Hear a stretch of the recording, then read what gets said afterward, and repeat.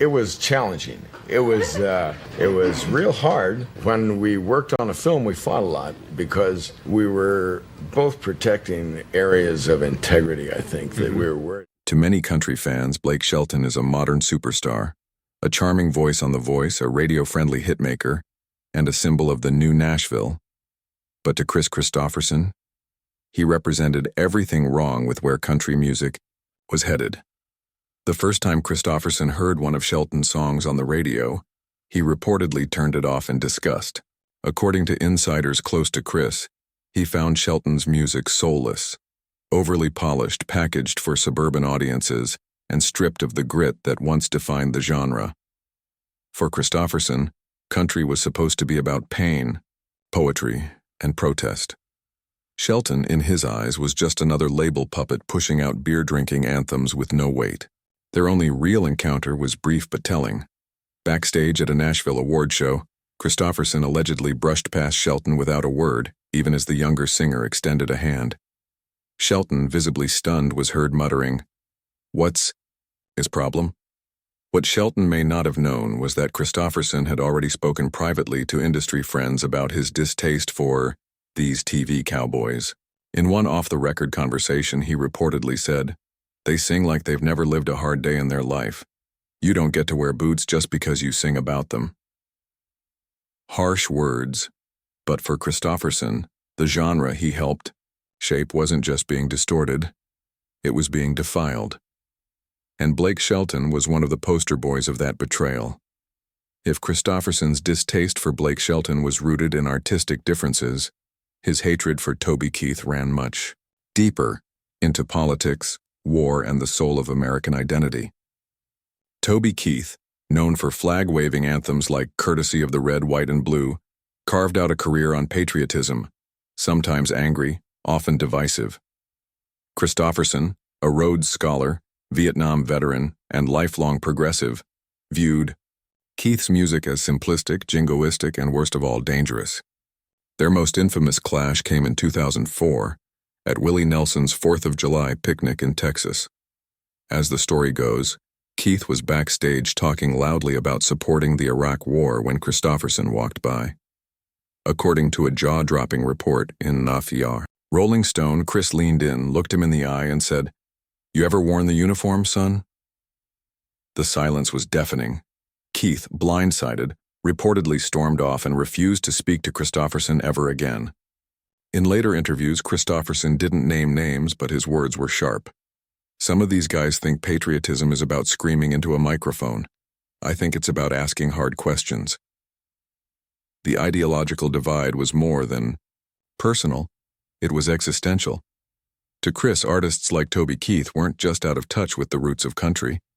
They were actively using the genre to push narratives that glorified war and overlooked the cost of real service. It wasn't just music. It was propaganda. And for a man who once sang against the Vietnam War with raw vulnerability, that kind of art wasn't just offensive. It was unforgivable. Kenny Rogers was a country music legend in the eyes of millions. The silver-haired storyteller with a smooth voice and chart-topping hits like The Gambler and Lucille. But for Kris Kristofferson, Rogers represented something else entirely, the beginning of country music's descent into commercial packaging. Kristofferson never questioned Rogers' talent. What he couldn't stomach was what Rogers did with it.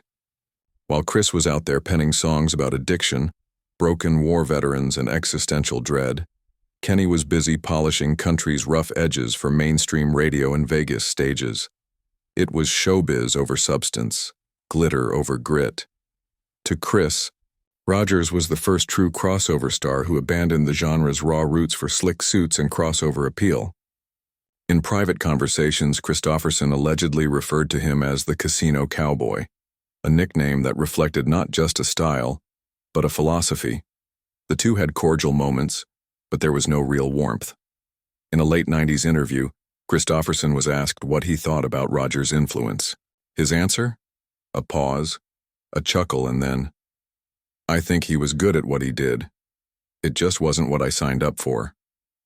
For Kris, Kenny's success came with a price.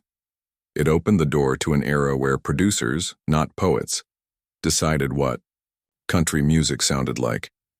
And that, more than anything, was unforgivable. If Kenny Rogers built the bridge from country to pop, Garth Brooks paved a superhighway and drove a monster truck across it. With stadium tours, pyro-filled shows, and multi-platinum albums, Garth became the face of country music in the 1990s, but not the kind Kris Kristofferson wanted to be associated with. Garth often cited Kristofferson as one of his heroes, even covering his songs on occasion. But behind the scenes, Kristofferson wasn't exactly returning the admiration. According to sources close to him, Kris saw Garth as a marketing genius, not a music one. The over-the-top arena shows, headset microphones, and choreographed performances grated on Kris's nerves. In his mind, this wasn't country. It was pop-rock theater in a cowboy hat. Their one known meeting was brief, backstage at a CMA's event. Garth greeted Kris enthusiastically. Kris nodded, smiled politely, and said nothing else. That silence spoke volumes. Years later, when asked about the genre's evolution, Kristofferson remarked, "Somewhere along the way, the stage got bigger than the songs." Fans speculated he was referring to Brooks, and they were probably right. Despite Garth's immense success, he never got to collaborate with the man whose music he revered. Why?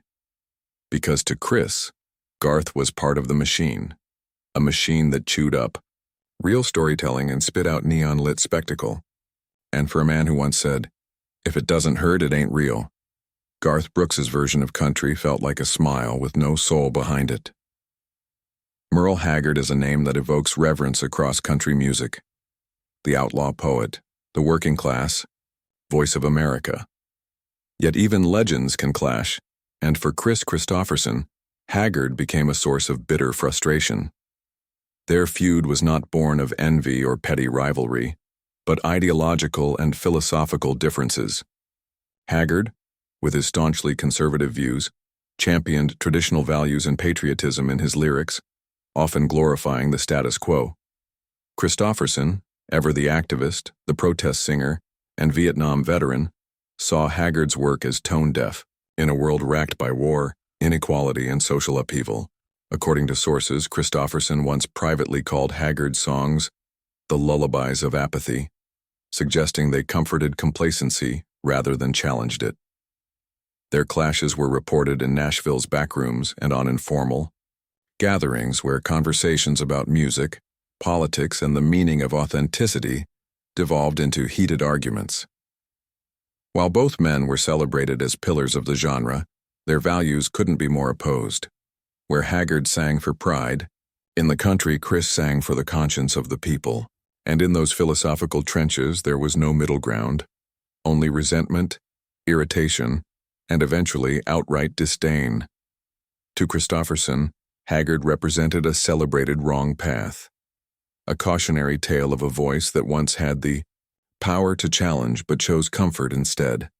David Allan Coe, another outlaw country figure, was a different kind of headache for Kristofferson, brazen, controversial, and unapologetically offensive. Coe's lyrics were often shocking, pushing boundaries with profanity, explicit sexual content, and politically incendiary themes. While many embraced him as a rebel, Kris Kristofferson found Coe's approach reckless and, in many ways, morally hollow. Reports from touring days suggest Kristofferson privately criticized Coe for prioritizing shock value over substance, claiming that he's trading poetry for provocation. Their tension wasn't merely artistic, it was deeply personal. Coe allegedly mocked Kristofferson's activism and disdain for the Vietnam War, calling him a political poser and questioning his authenticity. In response, Kris quietly distanced himself from Coe, refusing to collaborate and rarely acknowledging him in public. For a man who built his career on emotional honesty, storytelling, and heartfelt songwriting, Coe represented everything he opposed: style without depth, controversy without conscience. Nashville insiders recall hushed conversations where Kristofferson would vent his frustrations, labeling Coe a danger to the integrity of country music. This feud, though quieter than some of the publicized rivalries, burned deeply, a simmering resentment that shaped Kristofferson's perception of the industry's dark corners. To him, Co wasn't just a competitor. He was a warning of what happens when talent is divorced from conscience. Waylon Jennings was more than just a fellow musician to Kris Kristofferson. For a time, he was a brother in arms, a comrade in the outlaw country movement that shook Nashville to its core. They shared stages, wrote songs, and battled the corporate machine together, carving a path for authenticity in a genre drowning in glitz. But over the years, cracks appeared, small at first, then widening into a chasm. According to insiders, the tension began over creative differences and control. Waylon wanted to maintain his larger-than-life persona, while Kris was increasingly focused on the message, on activism, on art with a conscience. One particular incident reportedly sparked the ultimate rift. A songwriting session where Waylon allegedly dismissed Kris's politically charged lyrics as preaching, insisting that country music should entertain, not lecture. For Kris, that was a betrayal. It wasn't about ego. It was about the soul of the music they had both fought to protect. Their once close friendship soured into a relatio. The heartbreak of losing a friend in the industry is magnified when the bond was forged in struggle. Kris Kristofferson reportedly spent years grappling with his feelings toward Waylon Jennings, admiration and respect tangled with disappointment and resentment. In private interviews, he described a sense of betrayal that lingered long after Waylon's passing. He felt that their shared vision had been compromised, that someone he had trusted with the very ethos of country music had chosen fame and self-interest over authenticity. While the public remembers Waylon as a rebel with a cause, Kris saw the cracks behind the smile, the compromises made for commercial success. The feud may have been quiet, never splashed across tabloids, but it was real and deeply felt. It serves as a stark reminder that in the music industry, personal and professional lives are inseparably intertwined, and even the strongest alliances can fracture under pressure. For Kris, this chapter of his life underscores a central truth. The artists he hated most were never hated for frivolous reasons. They represented a betrayal of the ideals he held dear.